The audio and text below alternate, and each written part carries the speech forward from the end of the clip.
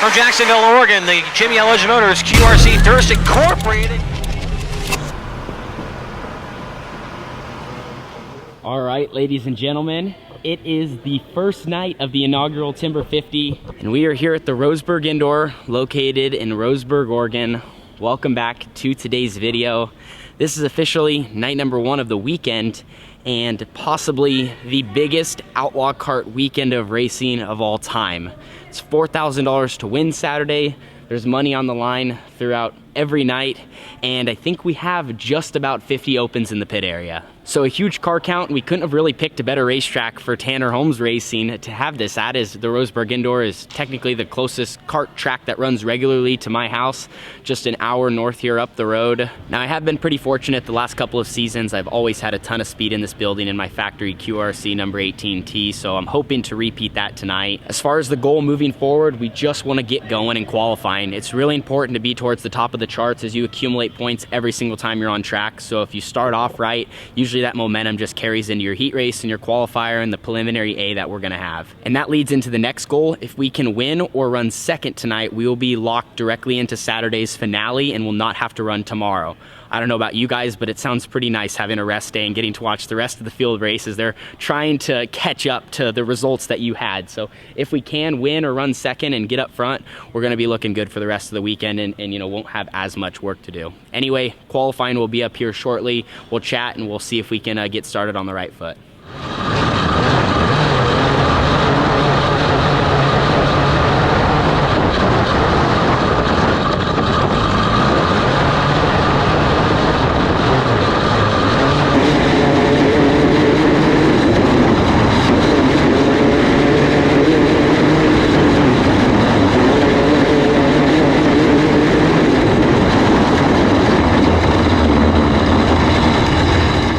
So Timber 50 weekend is green, got going, ended up pulling late in flight A. So we were like the 20th car to go out in our flight and ripped off third quick. So that's where we're gonna start the weekend off with.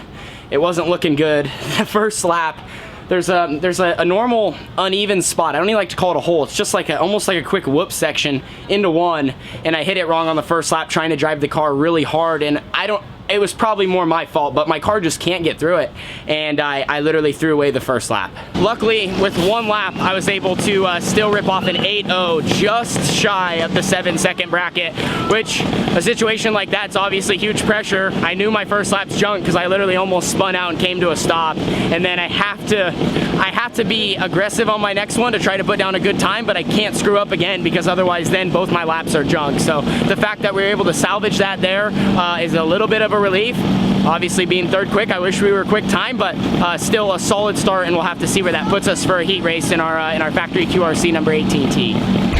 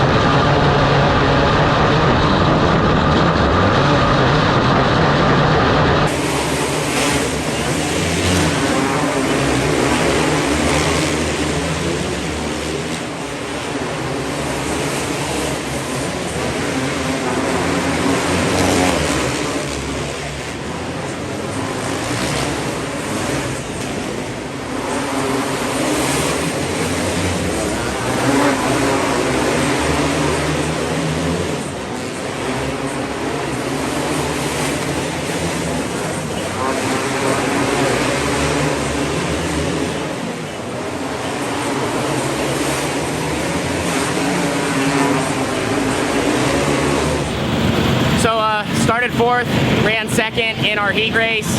Felt like we could have got the win. So I mean, not to sound too disappointed because it's just part of our night, but was really, if things could have fell differently and I could have ran the race just a tiny bit better, I think we would have put ourselves in a better spot to win that. You only get 8 laps. I quickly got into third and then got into second, and one thing you might notice is the restart zone in the initial start zone's different. It's actually on the straightaway completely, and it's a new thing they're doing for Fast Four promotional shows, or they're testing out for the Timber 50, but the start zone's weird. It's going into the corner, so it's a whole new element, and every time, like when I was in second, I got put in a bad spot, and then I started protecting because if I left the door open, third place kept shoving their nose in there trying to get the spot back. We're all just racing super aggressively, you know, trying to get every single point, so you don't fault anyone. It's just like you're going for it.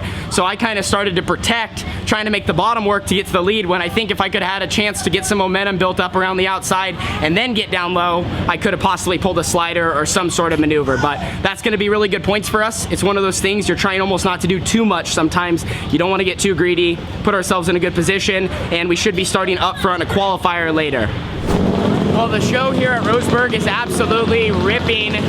You can see all the cars coming on and off the racetrack behind me. We are now moving into a qualifier, which is technically the most important part of our night. Basically now points are out the window, and all that matters is where we finish. So we start on the pole of qualifier number 4. If we win this, we will start second row outside in the A main event for the preliminary show. If we were to run second, we would start 8th. If we ran third, we'd start 12th. So this is important. It's cutthroat. You have to win these, and you have to be on it for all 10 laps. I feel like we're in a good spot. With us being in the 4th qualifier on the pole, that means we are 4th overall in points after qualifying in heat race action. So excited about where we're at, take advantage of it, and then I think we'll be in a great starting position for later on.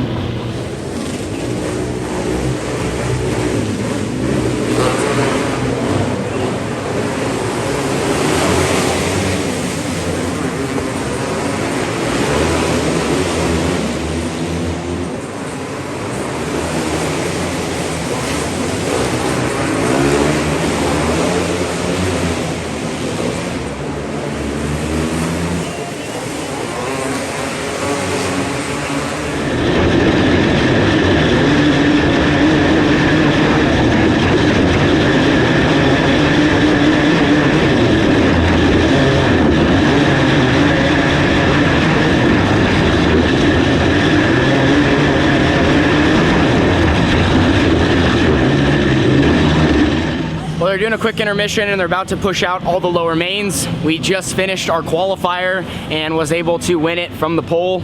Race car felt good. Feel like we're kind of creeping in the right direction. Don't think we've been a 10 out of 10 all night, but dang, we're really close. We're like an 8.5, 9, you know, just trying to make fine adjustments to, you know, really be on kill. But there's so many fast cars at a race like this that we're all just that close in time. And, you know, if you can just get ahead of them or get half a tenth on them, that's huge. So simply with that qualifier win, we will start second row outside for the preliminary A. Exactly what we needed to do, did our job, and happy with how the nights went so far. But the job's not finished. We got more to do, and our A main event will be going out later. Well, about to get strapped in. We got 25 laps around the Roseburg Indoor for the Thursday night prelim show. It's important. If we want to have a break tomorrow, we got to get through tonight.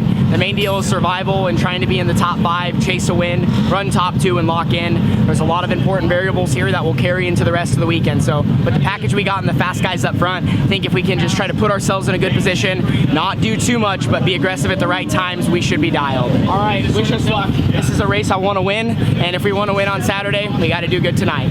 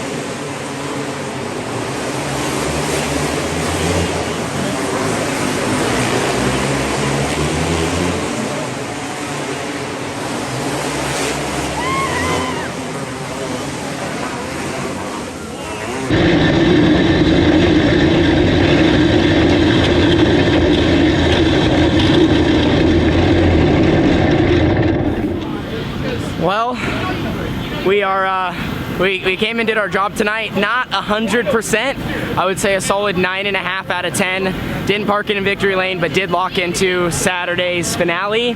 So my guys for the 18T get the day off. Ran a good race. Felt like we were aggressive when we needed to be. Kind of hung out early.